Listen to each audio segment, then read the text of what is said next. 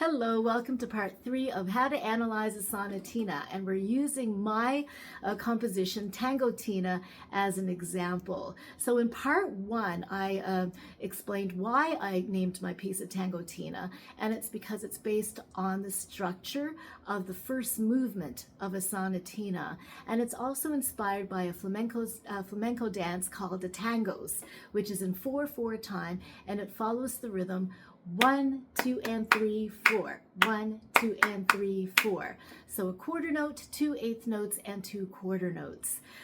So in part 1, I talked about the exposition. So the exposition is the first part of sonata form, and it's made up of 2 contrasting ideas.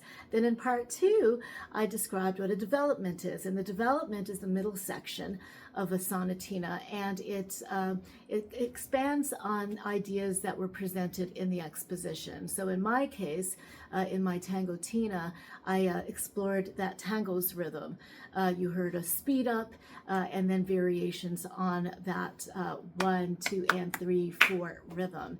And now we've come to part 3, and I'm going to talk about the last section, the third section of sonata form, and it is called the recapitulation, or the recap for short. And basically we're back to the ideas of the exposition, the first 2 themes. We're going to hear them again, and then sometimes the sonatina first movement ends with a coda, just a little ending, and you will hear that also in my recap. So I'll play through my recap and just explain where the themes come in and where the coda comes in. Here is the first theme of my recap, which is also the first theme of the exposition, except now it's at a faster tempo because of that speed up back in the development section.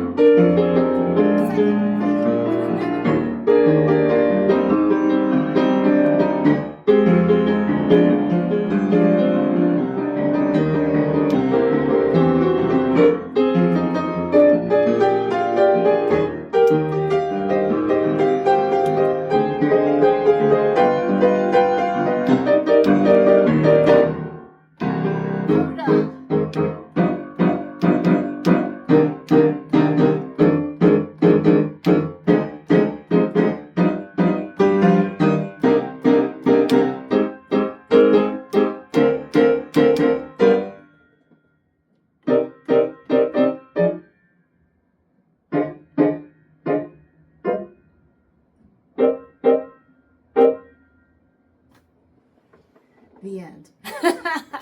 So I hope you enjoyed that analysis of a sonatina, and I hope you have a great day. Thank you. Bye.